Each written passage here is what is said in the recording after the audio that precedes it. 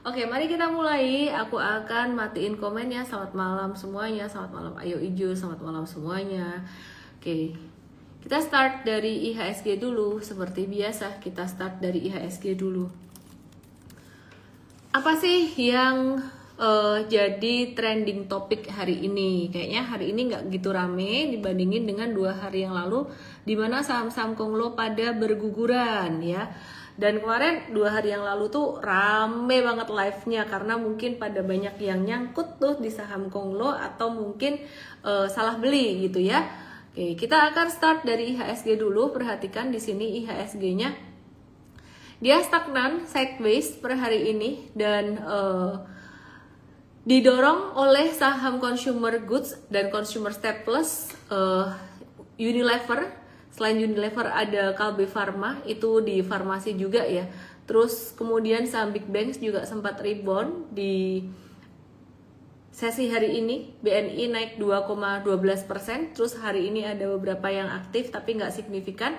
Ada MAPI, DSNG, dan Toba. Dan saham-saham konglo masih cenderung wait and see. Banyak yang masih wait and see setelah turun 2 hari yang lalu. Jadi kemarin aku nggak live, itu sebenarnya nggak terlalu banyak perubahan di market ya. Nah, mari kita bahas saham Big Banks dulu yang pertama.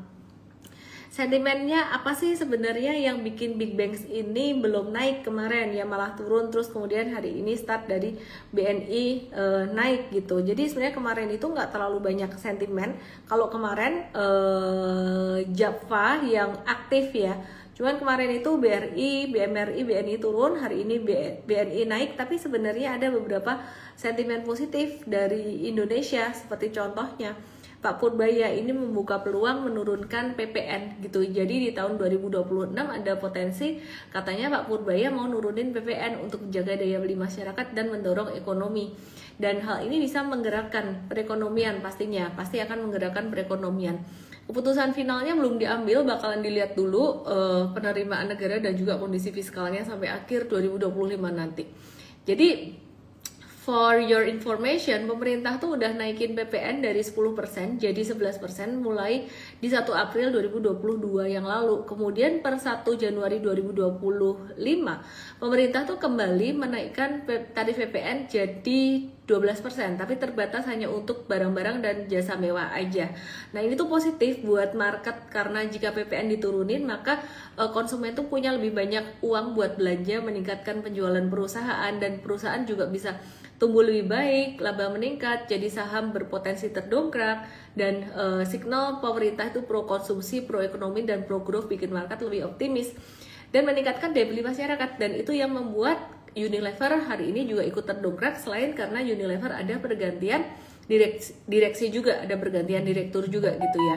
Nah, terus dari Indonesia ada sentimen positif, banyak sentimen positif sebenarnya dari Indonesia. Salah satunya adalah yang tadi, salah duanya adalah PPN DTP 100% rumahan itu diperpanjang. Yang tadinya diperpanjang sampai 2026 aja, sekarang diperpanjang sampai 2027. Hal ini seharusnya membuat outlook atau forecast ke depan untuk sektor properti jadi lebih baik, dan untuk sektor perbankan juga jadi lebih baik. Tapi menariknya saham sektor properti dan perbankan belum naik. Nah, jadi kalau teman-teman atau ada yang tahu tentang story ini bisa menjadi satu awal atau ancang-ancang buat kita bisa dapat barang di bawah. Tapi sahamnya nanti apa, kita bahas nanti ya.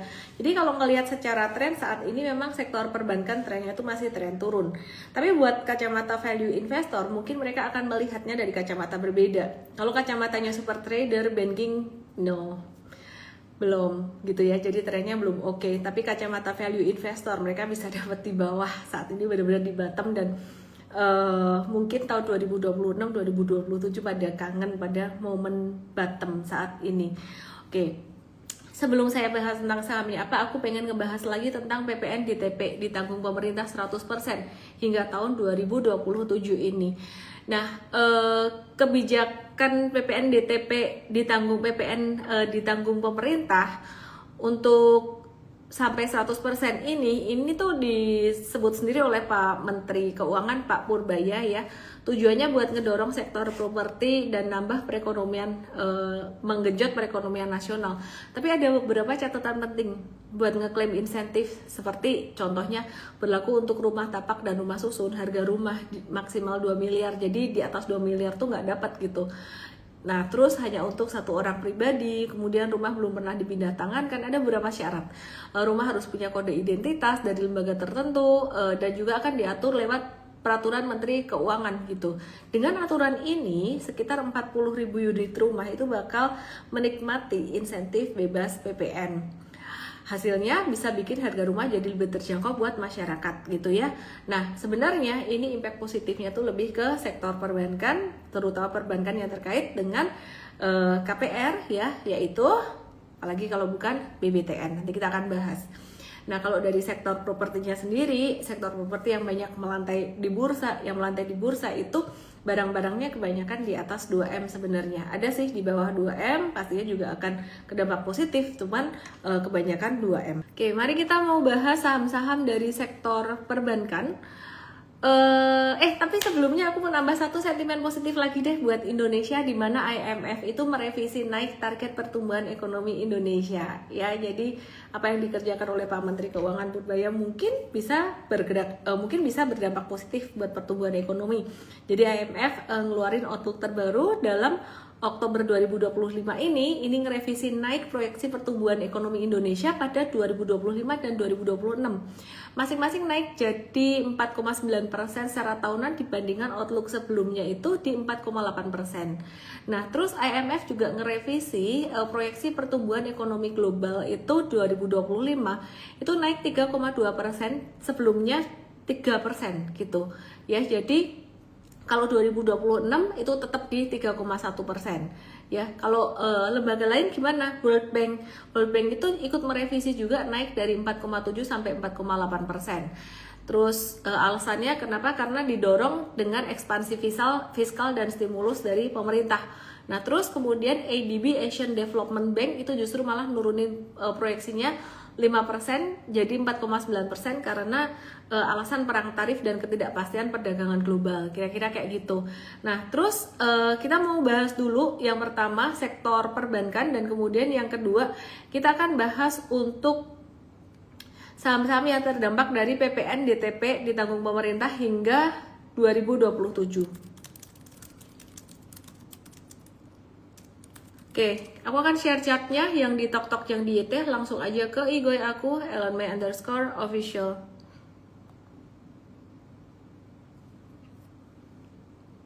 Langsung aja ya.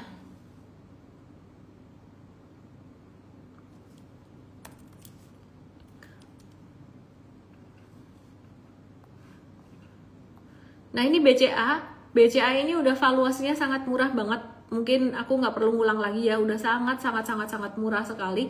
Dan kalau teman-teman nyari harga 8 April kemarin, sekarang sih dapat di harga ini. Perkiraan aku BCA ini nggak akan lama lagi downtrendnya ya. Jadi di bulan Oktober biasanya menjadi bulan bottom market. Logikanya gimana? Logikanya sebenarnya karena window dressing, aktivitas window dressing, banyak yang perusahaan-perusahaan manajer investasi yang mau kinerjanya itu bagus di November dan Desember akhir tahun. Nah, caranya gimana? Caranya ya beli saham di bottom di Oktober, biasanya kayak gitu. Kalau nggak September, Oktober itu di bottom banget gitu. Jadi pertanyaannya, apakah saham-saham yang bagus-bagus ini banyak yang turun di bulan Oktober? Apakah itu markdown dari investor-investor gede? Kita nggak tahu ya. Tapi kenyataannya biasanya seperti itu. Kalau misalkan bulan sebelumnya Juli, Agustus, September itu biasanya udah naik, justru Oktober, November, Desembernya tuh nggak naik. Nah, kalau kemarin kita perhatikan Juli, Agustus, September saham-saham big banks-nya itu turun, nggak naik ya, tuh turun. Maka Oktober tuh bisa menjadi bottom, dan bottom itu artinya adalah awal dari kenaikan. Jadi kalau aku perhatikan saham BCA meskipun sampai hari ini belum memenuhi kriteria untuk trading atau kriteria ilmu super tradernya M-Trade, tapi kita melihat bahwa valuasinya udah sangat murah sekali, dan ini investor asing bisa melihat wah ini valuasinya murah dan kesempatan untuk bisa dapat barang bagus di valuasi murah. Apalagi tadi kita lihat sentimen dari dalam negeri itu udah mulai membaik, banyak sekali stimulus dan pelonggaran kebijakan fiskal dan moneter dari pemerintah. Seperti contohnya kok ada kabar PPN-nya mau diturunin, PPN DTP properti ditanggung sampai 2027 oleh pemerintah ya, meskipun ada syaratnya. Terus beberapa lembaga dunia seperti IMF, World Bank, dan Asian Development Bank itu menaikkan proyeksi pertumbuhan ekonomi baik Indonesia maupun dunia. Hal ini bisa menjadi awal, mungkin belum tanda yang keren banget, enggak, bukan satu konfirmasi, enggak, tapi ini bisa menjadi awal kemungkinan investor asing bakalan mulai melirik saham-saham ini. Ya, jadi kita lihat aja, ini Oktober masih ada sekitar berapa hari ya? 15 hari lagi, mungkin 14-15 hari, hari perdagangannya mungkin 12 harian mungkin ya. 12 atau 10 harian, 10 hari perdagangan ya. Jadi aku lihat ini bisa menjadi bottom market. Pertanyaannya apakah worth to buy? Kalau kamu sabar buat long term investing, ini oke. Tapi kalau kamu nggak sabar, better cari saham-saham yang memang ditradingkan lebih cepat, yaitu saham-saham apa aja? Saham-saham teknologi, saham-saham komoditi, saham-saham EBT, saham-saham Konglo yang kita trade beberapa waktu terakhir bisa sampai multi bagger. Oke. Terus kemudian kita mau lihat BBRI, kabarnya bagaimana? Nah, BBRI ini termasuk salah satu emiten yang juga diuntungkan dari sentimen PPN DTP 100% sampai 2027. Karena BRI ini dia punya portfolio KPR yang cukup besar dan secara valuasi udah sangat murah. Terus kalau misalkan kamu nggak mau investing, seandainya kamu mau trade dengan time horizon beberapa bulan, itu kok kayaknya bisa. Jadi dia pantulannya tuh bisa sampai 20-30% dari bottom. Nah, pertanyaannya bottomnya kapan? Angka per hari ini mendekati kemarin, kalau kemarin malah pas bottom di tanggal 8 April. Sebenarnya ada bottom yang lebih di bawah lagi ya. BRI ini ada bottom di bawah itu di sini. Ya, jadi di angka 3360 itu kejadiannya di bulan 28 Februari. Nah, jadi ada kemungkinan angka sekarang ini per hari ini di 3530 sampai 3360 itu sudah menjadi bottom market dari BRI. Karena kalau kita perhatiin di tahun 2025 BRI itu nggak pernah jebol ke bawah 3360 dan angka sekarang per hari ini udah termasuk murah dan ada banyak sentimen yang positif. Dan perhatikan juga Danantara mau masuk di pasar saham Indonesia dan investasi di sektor real itu, kalau saya nggak salah ingat angkanya 165T. Kalau saya salah tolong dikoreksi, tapi aku ingat ada 100T lebih. Dan antara aku cek ya, aku cek dulu catatan live aku yang beberapa waktu kemarin.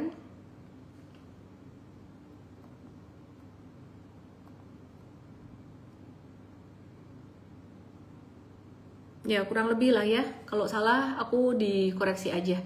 Aku nggak bisa ingat angkanya pas, tapi sekitar itu. Oke, terus jadi BRI ini dapat sentimen yang sangat positif juga gitu dari beberapa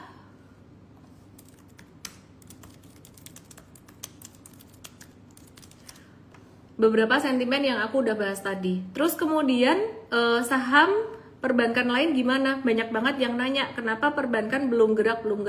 Kalau jawaban simpel saya, karena kemarin-kemarin tuh banyak asing yang masih takut ya dengan banyaknya ketidakpastian di Indonesia, termasuk pergantian Menteri Keuangan yang menjadi arah atau kompas dari perekonomian Indonesia. Tapi sekarang udah mulai terjawab tuh, sentimen-sentimennya udah mulai terjawab, kebijakan-kebijakannya sudah mulai terjawab gitu. Jadi udah mulai ada kepastian dan saya melihat sekarang ini menjadi potensi bottom market. Nah, saham perbankan apa juga yang exposure terhadap KPR-nya cukup gede? Salah satunya juga BMRI selain BRI. Nah, kalau aku perhatiin BMRI ini diskonnya lebih dalam dibandingkan diskon pada bulan April kemarin, dimana ini valuasinya mulai menjadi sedikit lebih terdiskon ya. Jadi kalau April kemarin nggak mau turun-turun kayak fair value terus, nah ini udah mulai terdiskon. Kemudian BBNI ini juga sama, ini juga di harga bottom banget. Yang menarik tuh si BMRI, Bank Mandiri itu satu-satunya yang jatuh di bawah April tanggal 8 gitu. Jadi kalau BRI masih belum breaking all time low di 2025 low, BRI itu belum jebol di bawah itu, BCA juga nggak ngejebol low-nya di April, BRI nggak ngejebol low-nya di April dan di Februari kemarin, BNI juga nggak ngejebol, BMRI aja yang ngejebol. Jadi buat BMRI ini ada diskon tambahan. Kalau bicara valuasi secara historical, bukan dibandingin dengan PBV dari perbankan lain, historically itu BCA justru yang malah paling terdiskon. Kenapa? BCA di standar deviasi -2, BRI juga standar deviasi -2, tapi kinerjanya secara keuangan BCA menurutku jauh lebih bagus gitu. Jadi kalau ditanya dari 4 ini siapa yang akan recover duluan, kemungkinan besar BCA. Cuman kan ada faktor lain ya. Faktor apa? Faktor investasi dari Danantara, dan kita nggak tahu apakah Danantara ini bakalan masuk ke saham-saham Himbara ya. Beli saham-saham Himbara ini saya nggak tahu. Misalkan masuk ke saham-saham Himbara, ya berarti saham Himbara ini punya sentimen positif lebih dibandingkan BCA dari Danantara ini gitu ya. Oke, terus nggak afdol rasanya kalau nggak ngebahas BBTN yang dimana dia pasti akan terdampak positif dari kebijakan pemerintah PPN DTP itu tadi ya. Jadi kita akan lihat untuk BTN ini spesialis pembiayaan perumahan, terutama segmen KPR subsidi dan menengah gitu. Jadi BTN ini wajib banget dilihat. Nah kalau kita perhatikan BBTN ini dalam beberapa hari terakhir itu dia turun terus gitu ya. Nah jadi turunnya ini masih bagus nggak sih sebenarnya? Yuk kita lihat BBTN ya, kabarnya gimana. Ini jarang banget dibahas karena fokusnya trader kebanyakan ke saham Konglo. Terus menurut aku saham Konglo bagus. Ada yang sudah ketinggian, ada yang kita bisa masuk lagi saat retracement, tapi jangan lupakan saham-saham seperti ini. Nah ini meskipun dia retrace sampai ke area, bahkan sampai ke area baik kita jangka menengah kemarin gitu loh. Ini BBTN menurut aku sangat layak untuk diperhatikan dengan kebijakan pemerintah ke depan. Nah kenapa? Karena ekonomi itu digerakkan salah satunya karena kebijakan pemerintah. Itu yang pertama. Kemudian yang kedua, pasar saham itu bersifat forward looking. Artinya forward looking apa? Artinya gini, bukan udah terjadi baru kemudian harga saham merespon. Biasanya harga saham itu merespon, investor tuh merespon membeli sahamnya ketika belum terjadi. Jadi sifatnya prediktif atau antisipatif, forward looking, melihat ke depan apa yang akan terjadi. Nah, jadi contohnya tadi ada beberapa kebijakan yang sangat positif dari pemerintah, terutama PPN untuk sektor properti ditanggung pemerintah diperpanjang sampai 2027. Maka investor bisa jadi melihat BBTN ini menjadi satu emiten yang bakalan diuntungkan secara jangka menengah panjang, bahkan sampai tahun 2027 proyeksinya juga kemungkinan besar masih akan bagus. Oke tim, aku yang ngelihat ini aku minta tolong dong valuation band BBTN please ya, BCA dan BRI. Oke. Gitu, ini dijelasin lebih lengkap sebenarnya di Mvest ya, ada dijelasin di Mvest juga untuk valuation. Nah perhatikan volume. Sekarang aku mau kasih lihat volume nih. Ini kalau bicara volume konteksnya buat trader bukan investor. Volumenya si BBTN ini hijau tinggi. Menurut aku ini cakep sih gitu. Jadi ini termasuk salah satu saham yang secara volume cakep, secara story-nya cakep, valuasinya juga.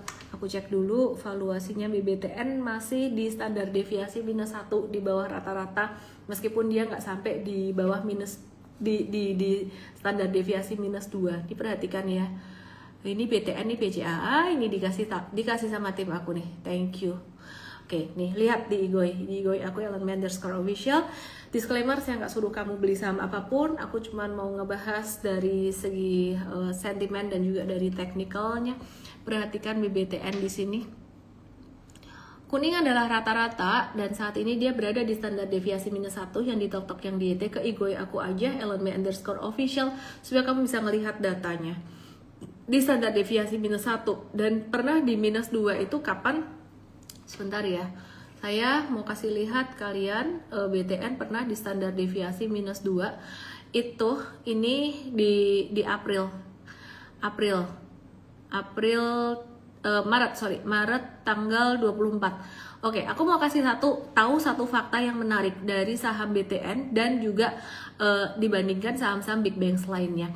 Perhatikan 4 saham big banks itu harganya saat ini turun menyentuh level yang sama dengan 8 April. Bahkan Bank Mandiri di bawah 8 April. Perhatikan ya, 8 April itu kesentuh. Tapi BTN itu enggak. Ya, kalau dia ngikutin cycle-nya for big banks yang lain, itu dia bakalan turun di angka 870 sekarang. Tapi kenyataannya BTN ini enggak. Dia tertahan di level di atas 1100 dan volume transaksinya terlihat banget akumulasi jauh lebih bagus daripada for big banks. Di sini kita melihat satu psikologi di market, psikologi dari investor-investor gede. Mereka melihat di sini bahwa ada sesuatu di sini. Simpelnya sih sebenarnya dari kebijakan pemerintah itu tadi dan juga 3 juta rumah, macam-macam. Disclaimer buat semuanya, yang trading pastinya tetap harus ada stop loss di bawah level 1100, batasi risiko gitu ya.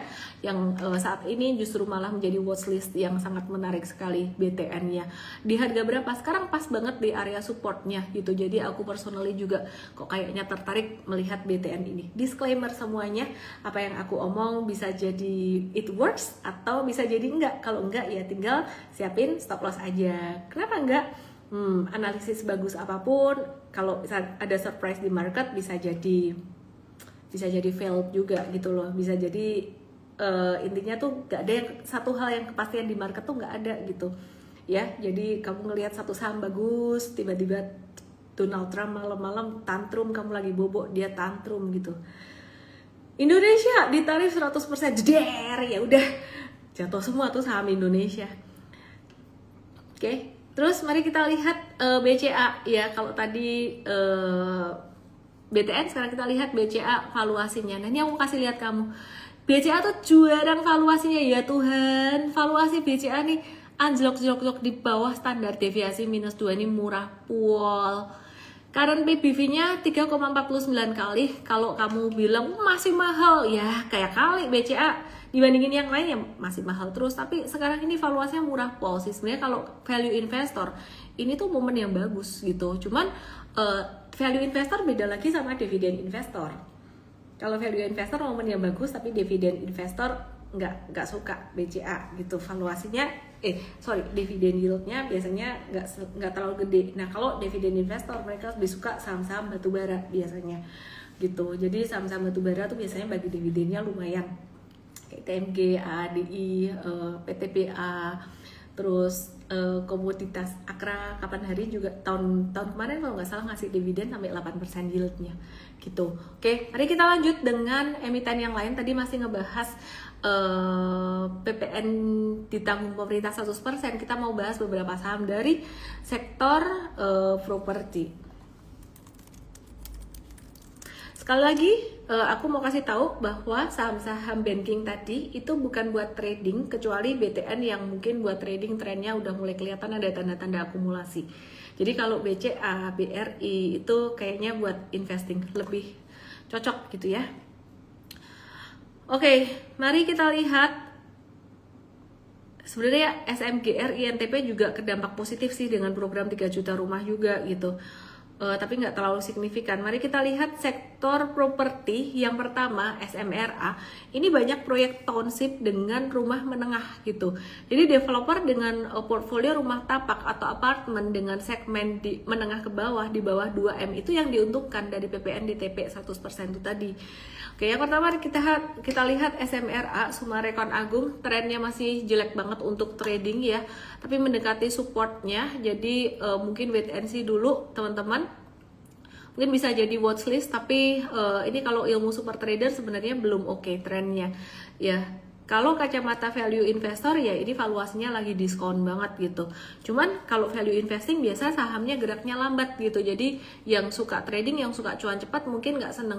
Teman-teman yang di TokTok yang di YT boleh ke IG aku @ellenmay_official buat ngelihat saham-saham properti gitu. Nah kalau BSDE ini dia punya segmen rumah menengah di BSD dan proyek satelit lain. Tapi kemarin baru aja breakdown. Jadi buat trading belum menarik per hari ini belum menarik kecuali besok ada activity lebih aktif frekuensinya. CTRA juga belum menarik buat trading karena masih downtrend dan sideways di bawah.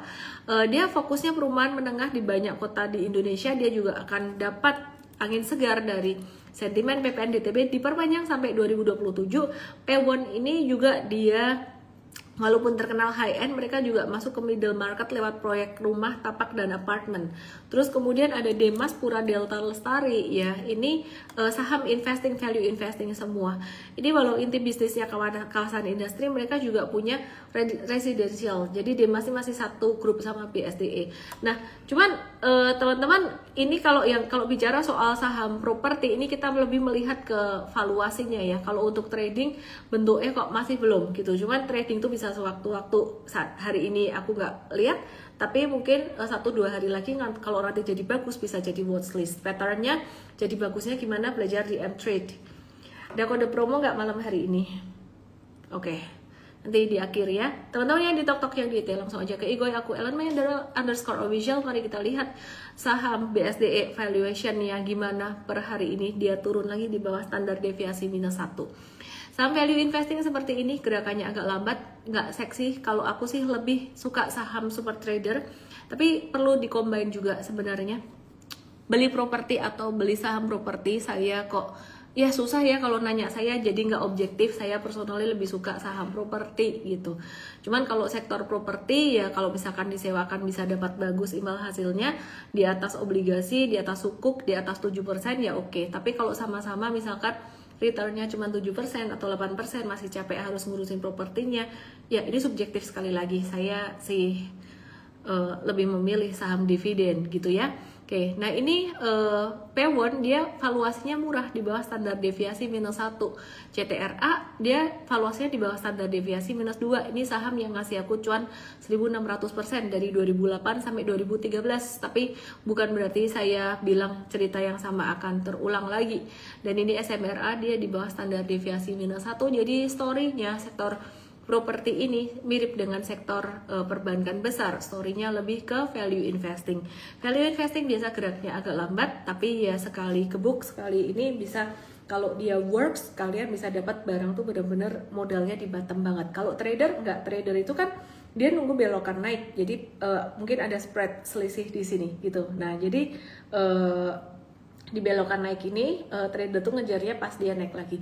Yang di TokTok yang di YT langsung aja ke IG aku @ellenmay_official. Oke, Pak Presiden Prabowo sudah resmi menandatangani Perpres Waste to Energy. Ini sebenarnya harusnya aku infoin di live kemarin, tapi kemarin aku tiung-tiung. Malam ini sebenarnya masih tiung-tiung sih, tapi masih oke lah. Iya, jadi tarif listrik dari PLTSA itu ditetapkan $0,2 per kWh dan PLN wajib membeli tanpa negosiasi selama 30 tahun. Oke, mari kita lihat lagi saham-saham dari sektor ini kabarnya bagaimana. Banyak banget yang nanyain Toba gimana kabarnya. TBS Energi Utama TBK ya, jadi pattern secara price and volume-nya masih oke. Tapi Toba ini kembali sideways, kembali terkonsolidasi. Sideways-nya lumayan panjang. Buat Toba ini sideways-nya dia jadi lumayan panjang. Dan angka 1160 adalah angka support yang kuat.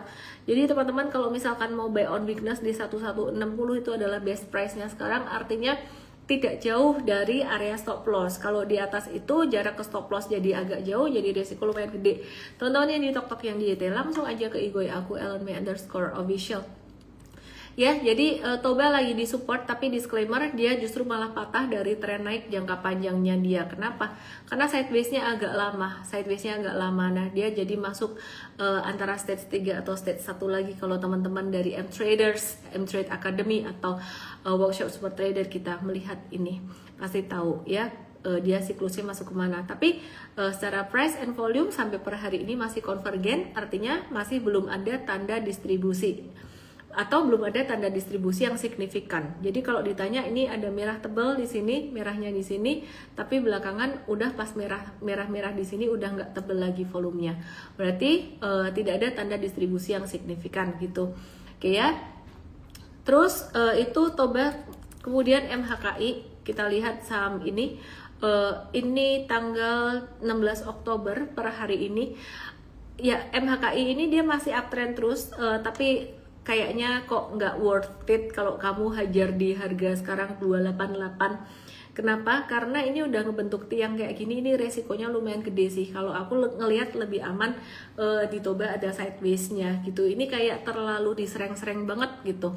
Kayak disclosure, aku punya MHKI, iseng-iseng kecil banget sih nominalnya, kecil, position size-nya benar-benar di pucukan piramid kecil gitu. Ya, jadi aku buat ngetes aja dan aku nggak peduli dia waktu itu naik turun dan ya ternyata untung gitu. Aku analisis pakai metode super trader. Kenapa nggak ajak-ajak? Kenapa harus ajak-ajak? Pertanyaan saya, kenapa semua saham yang naik harus dibeli? Tidak semua saham naik harus dibeli. Kita cukup perlu dari beberapa saham saja yang memberikan kita cuan, tidak perlu semua saham harus dibeli ya, karena saham ini resikonya tinggi, jadi aku nggak ajak-ajak. M-traders aku juga nggak ajak-ajak gitu. Jadi aku kalau misalkan sampai turun rugi atau misalkan turun nggak sempat cut loss, aku nggak mau ajak-ajak juga gitu loh. Kenapa? Resikonya gede. Kalau yang resiko gede aku nggak ajak-ajak. Aku ngetes aja waktu itu. Jadi ada sempat dibahas juga untuk saham OASA beberapa waktu yang lalu, tapi kita nggak ajak-ajak juga. Aku sih nggak ada di OASA ya, aku nggak ada di OASA. Ini waste to energy. Jadi OASA ini di supportnya di level 282, area support di sini. Is it worth to buy? Ada potensi, cuman kalau aku ngelihatnya patternnya lebih bagus tetap Toba gitu. Oke, aku mau move ke pakan ternak dulu. Jadi ada efisiensi pakan, untungnya naik saat harga saham menguat. Jadi Java bisnis utamanya itu kan pakan ternak ya, ayam berdaging dan makanan olahan seperti So Good dan So Nice. Kemarin dia naik tinggi, hari ini udah di posisi seperti ini. Saran aku ini udah mulai rawan profit taking. Nah untuk M-Trade sendiri, mari kita lihat M-Trade strateginya gimana buat Java. Oke, Java di M-Trade cuan 49 sampai 56%. Kok nggak ajak-ajak? Loh, udah di M-Trade ya. Jadi kalau sekarang udah ketinggian, kalian yang non M-Traders jangan beli gitu ya. Dan M-Traders baru jangan beli. Loh, rezekinya M-Traders lama. Ya nanti ada rezeki yang lain lagi pasti berputar ya. 49% saat ini dan kita lagi nge-hold aja gitu. Oke, terus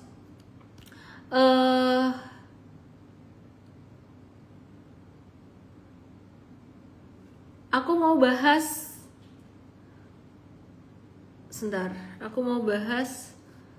Amerika masih shutdown terus nih. Amerika masih shutdown. Donald Trump, tadi mau ngebahas Donald Trump, kelupaan ya. Donald Trump menggila lagi nih. Tapi kenapa malah saham banking Amerika tuh aktif? Jadi meskipun perang dagang bikin market volatile, bank itu justru jadi pemenang. Kok bisa bank di Amerika ya? Karena arus investasi global yang pindah ke Amerika tuh bikin permintaan kredit itu naik, sementara The Fed mulai melonggarkan kebijakan uang ya. Jadi ada quantitative easing, kalau sebelumnya quantitative tightening. Kalau quantitative easing tuh The Fed ngebeli obligasi, kalau quantitative tightening The Fed ngejual obligasi gitu. Ya, jadi ini ngebuat likuiditas berlimpah dan biaya dana bank itu turun gitu. Di saat bunga pinjaman ke nasabah masih tinggi, selisih keuntungannya tuh melebar gitu. Bunga tabungan mengecil, bunga pinjaman membesar, selisih keuntungannya melebar. Jadi bank-bank di Amerika tuh malah diuntungin gitu ya. Itu tren harga sahamnya beda banget sama bank di Indonesia. Maka dari itu M-Trade lagi menggarap ini ya untuk M-Trade US Education gitu. Sementara kalian follow dulu aja IG-nya mtrade.us gitu untuk belajar US stocks. Kenapa? Karena kalau kita bisa trading Indo lagi turun, US-nya naik, nanti US-nya turun, Indonya naik, atau mungkin di kripto atau di gold kita bisa pakai ilmunya untuk berbagai instrumen. Balik lagi ke Amerika ya, jadi hasilnya dari apa yang tadi saya ngomong tadi, laba Bank Amerika itu melonjak di atas konsensus atau perkiraan, dan saham-saham banking Amerika itu malah perform di tengah gejolak. Nah, Donald Trump tuh kan dia ngancem tarif 100% ya, dan kontrol ekspor besar-besaran terhadap semua software ke China. China butuh software dari Amerika juga. Tapi kenapa Donald Trump melakukan itu? Karena China ngebatasin ekspor rare earth untuk Amerika. Rare earth itu sangat penting sekali buat teknologi di Amerika dan juga pertahanan di Amerika.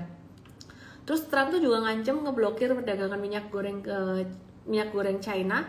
Ngancem perdagangan minyak goreng China. Kenapa? Karena China tuh nggak mau beli kedelai Amerika gitu ya. Jadi ya udah, Amerika bilang ya udah nggak beli lagi minyak goreng dari lu gitu. Sebenarnya yang dirugikan siapa? Yang dirugikan masyarakat sendiri di Amerika. Inflasi di Amerika bisa melonjak gitu ya. Jadi tarif Amerika terhadap barang China itu hingga 145% itu memang ditunda sampai 10 November sambil nunggu hasil negosiasi.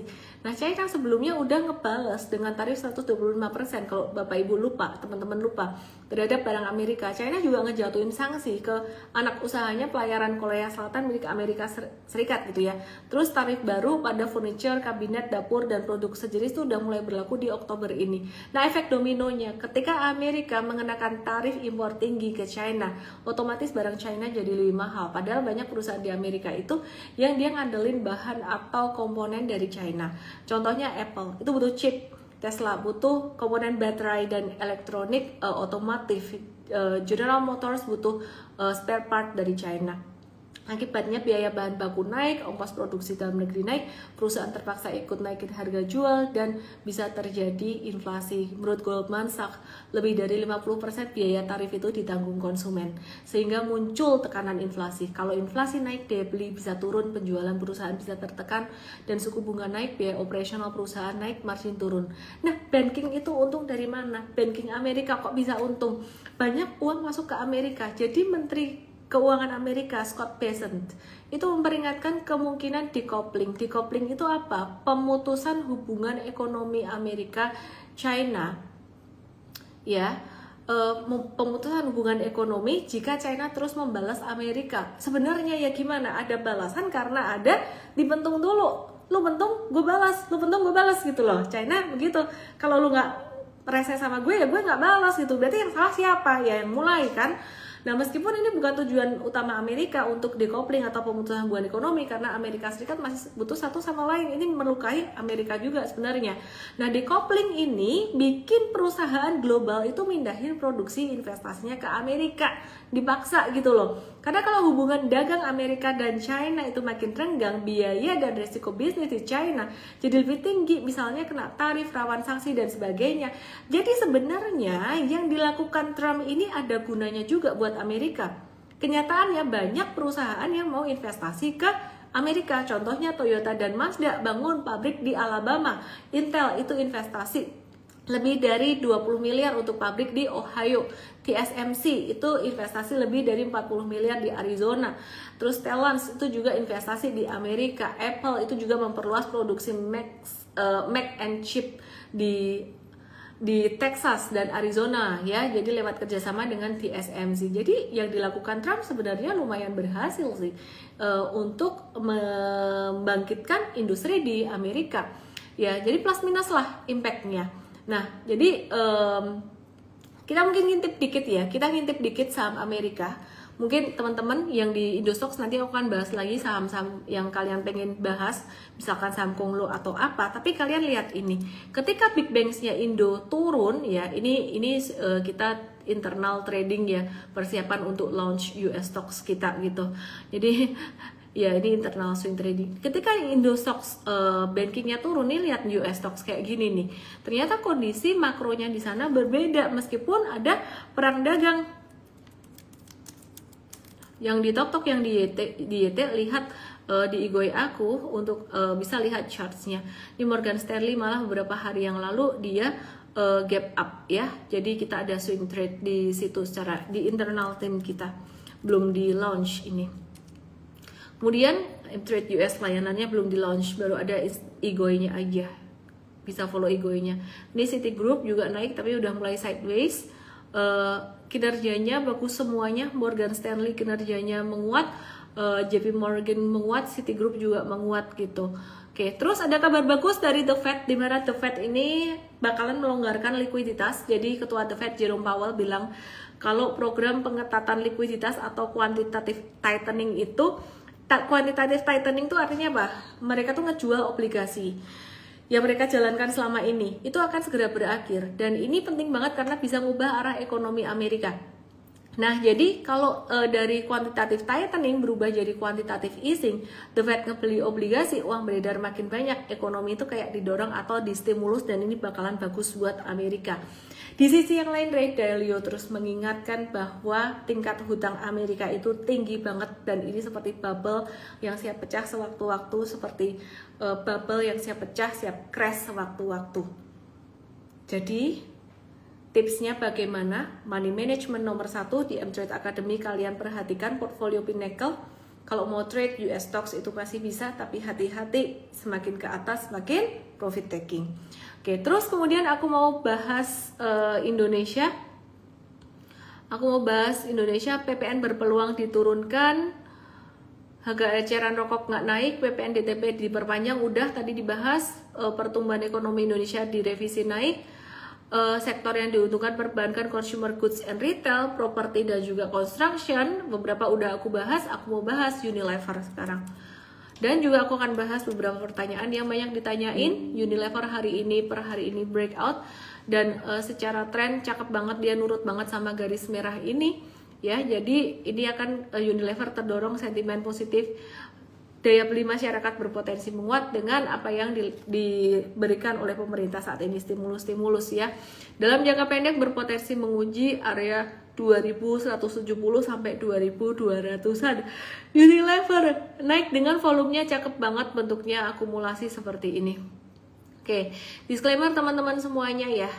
Terus kemudian Kalbe Pharma ini diperkirakan akan ada pertumbuhan pendapatan 5,6% secara tahunan. Hari ini Kalbe Pharma naik dengan volume transaksi besar, tapi hati-hati saham ini banyak sideways-nya. Kita udah trade per hari ini.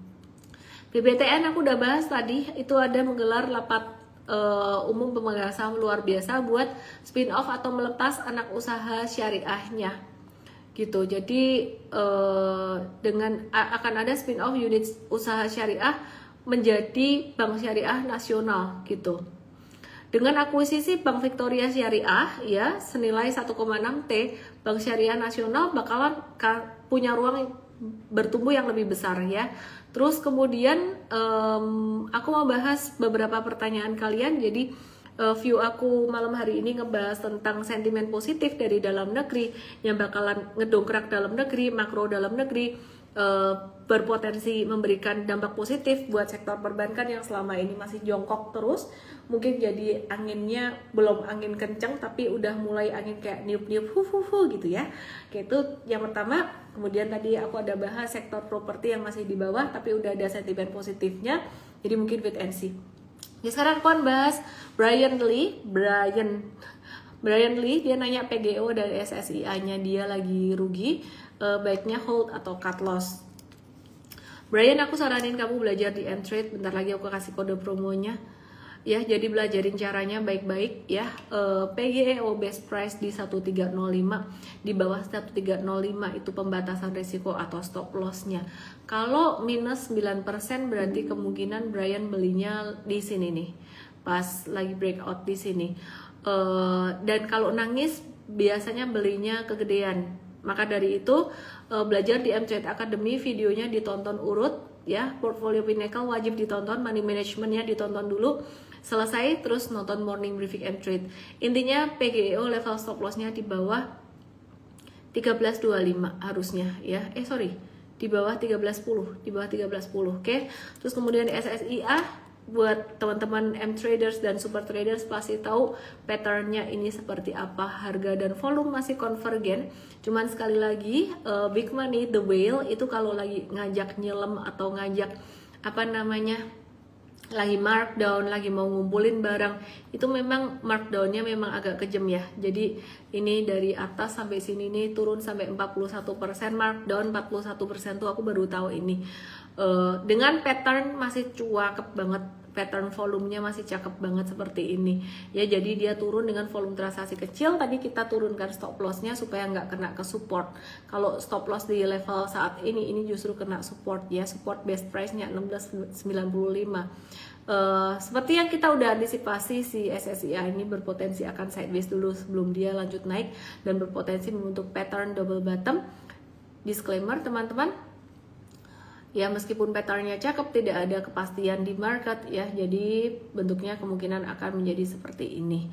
Oke ya, barangkali bedanya ngelihat saya live terus dijebolin dulu, dikenain stop lossnya, nyenggol ekor doang, naik lagi saya juga nggak tahu. Yang jelas volume itu menunjukkan aktivitas sebenarnya di market itu gimana. Jadi jangan cuma ngelihat pattern harga doang. Dan jurus utamanya yang paling penting money management. Money management caranya gimana aku udah jelasin berkali-kali di M-Trade. Apalagi di Super Trader. Oh, yang mau ikut workshop Super Trader bulan April kemarin, beberapa hari yang lalu aku cek ke tim aku udah 75% full. Saya nggak tahu per hari ini sudah berapa persen full. Jadi kayaknya early bird-nya bakalan ditutup, early bird 2 kayaknya bakalan ditutup nih gitu sebentar lagi karena udah 75% full beberapa hari yang lalu. Jadi daftar workshop Super Trader April tuh ketik aja WST, ketemu aku offline di April. Oke, terus kemudian kripto juga akan diuntungin dengan the Fed yang ngebuka signal quantitative easing. Jadi kalau sentimen positif di saham, kripto juga diuntungin gitu ya. Oke, terus kemudian pertanyaan lagi dari aku mau kasih kode promo malam hari ini adalah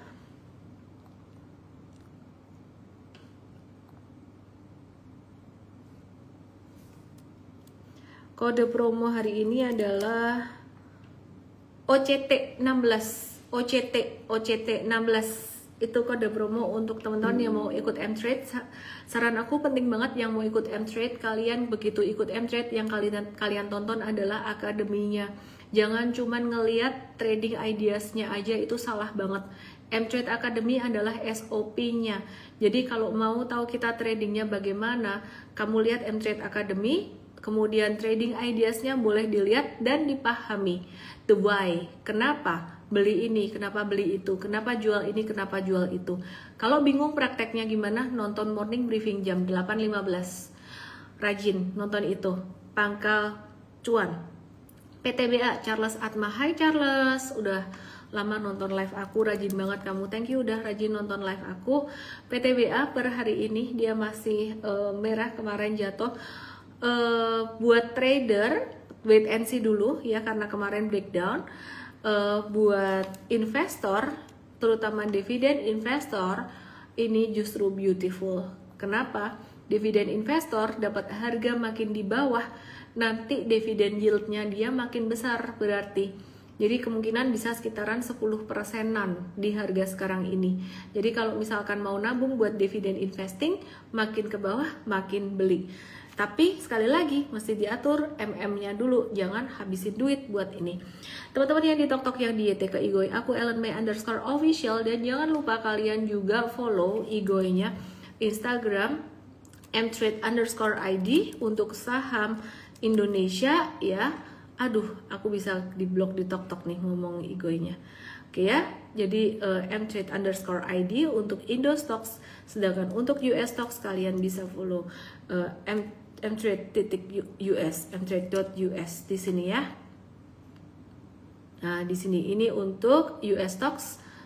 Untuk kripto kalian bisa lihat Igoy-nya di sini, Cryptofolio. Cryptofolio.id ayah. Oke, terus Cryptofolio.id. Oke ya, kode promo hari ini untuk join M-Trade discount. Ada OCT berapa? Diskonnya ganti-ganti tiap hari, promonya kadang banyak, kadang dikit, kadang ini ada bonus bulan. Aku udah nggak ngerti gituan. Big Bang sudah aku bahas, BSDE udah aku bahas, Wanda, TLKM, Raja MTech. Aku lebih kepengen ngebahas Raja nih. Pertanyaan Farhana. Raja ya, kita bahas Raja ya. Miss, para MI kan bobot Big Bang sudah mentok 10%, midrange gak bisa serok juga, masih bisa bullish buat Big Bang akhir tahun. Ya, kita lihat aja. Raja Ratu, ya. Raja Ratu lagi memulai awal sideways-nya dia. It's just a beautiful retracement, sampai per hari ini masih beautiful retracement. Sideways-nya volumenya masih cakep di sini, enggak yang merah tebel. Ratu juga sama, dia juga bentukannya ini beautiful retracement. Terus Bumi, nah kalau di morning briefing M-Trade bahasanya agak beda dengan live. Kalau morning briefing langsung ke trading plan-nya. Jadi si Raja Ratu potensi ngebentuk kayak Bumi kayak gini loh. Nah nanti kira-kira bentuknya kayak gini. Dia baru di awal ya, jadi Raja Ratu potensi bentuknya seperti ini. Oke, terus Gosco, TPIA, GoTo, Gosco lagi, ya Gosco ini tapi liquidity-nya kecil ya, uptrend sih, cuman high risk menurutku. TPIA, breakdown kemarin, wait and see dulu. CDIA bagus retracement-nya, tungguin aja dia turun dikit lagi sampai 1820 atau 1870-an, turun volume kecil, cakep. Nyangkut di dada, haha. Ya jangan sampai nyangkut. Caranya saham-saham ARA jangan dihajar. Ayah Verizon lucu kamu nulisnya begitu. Bentar ya, Coinbase,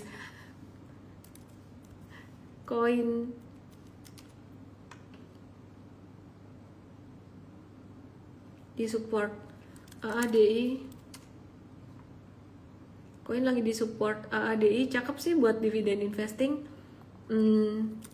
Wifi lagi retrace, just normal retracement. Kemarin sebenarnya volumenya aku nggak suka kemarin. Aku lebih suka model-modelannya Raja Ratu yang bakalan sideways kayak kayak Bumi. Terus tadi Verizon istilahnya harum. Normal retracement sampai per hari ini masih normal retracement dan malah bisa di watch lagi sekitaran area 1145 sampai 1170-an.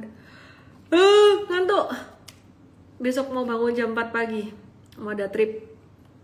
WTE udah tak bahas, Gaga. Antam tunggu retrace dikit lah, ini kok merah-merah tebel gini. Cuan Miss, arah penonton, thank you semuanya. Saya Langmei, salam profit. ADMR. Tiba-tiba penasaran lagi kamu bilang itu. ADMR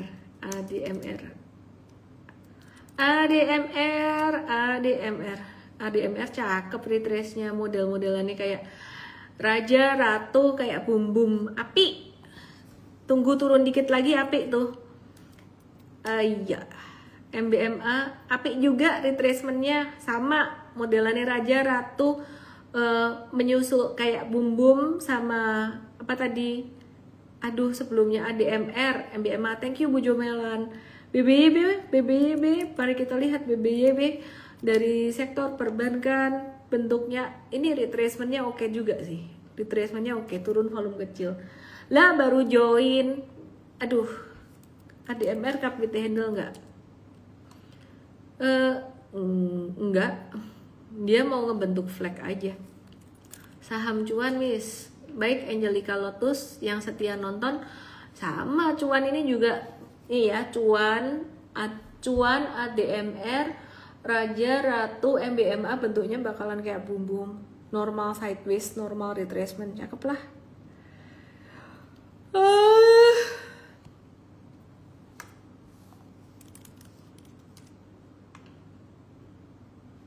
Tins, mau ngapain? Disuspend.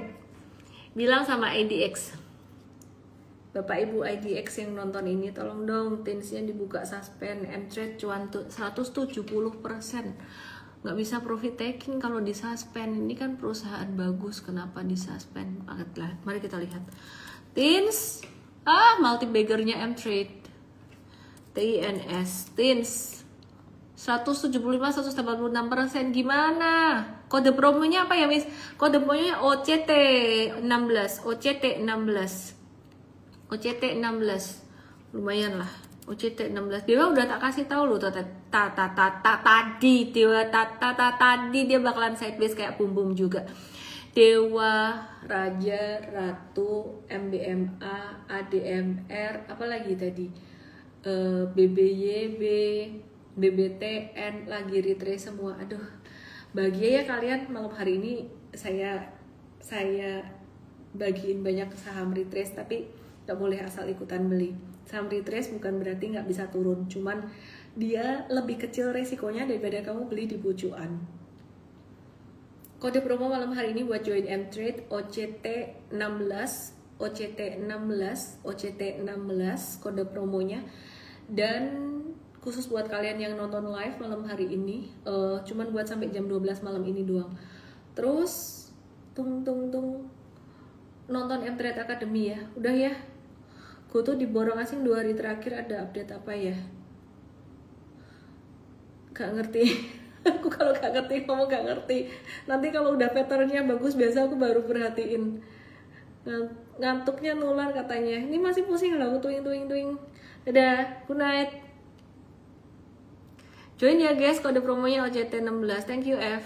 Bye. Terakhir Miss BRMS terakhir aja terus. BRMS. Baru gabung nonton recordingnya di YT. BRMS cakep tapi nunggu turunnya dulu ya, kurang dalam nih turunnya. M-Trade cuan banyak loh di BRMS.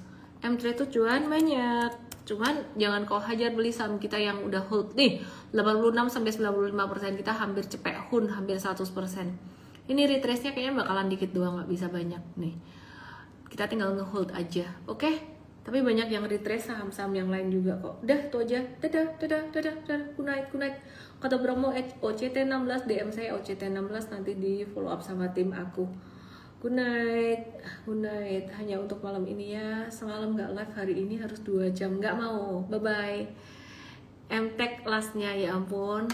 Aku tuh nggak bisaan orangnya. Ya, M-Tech normal retracement juga, oke ya.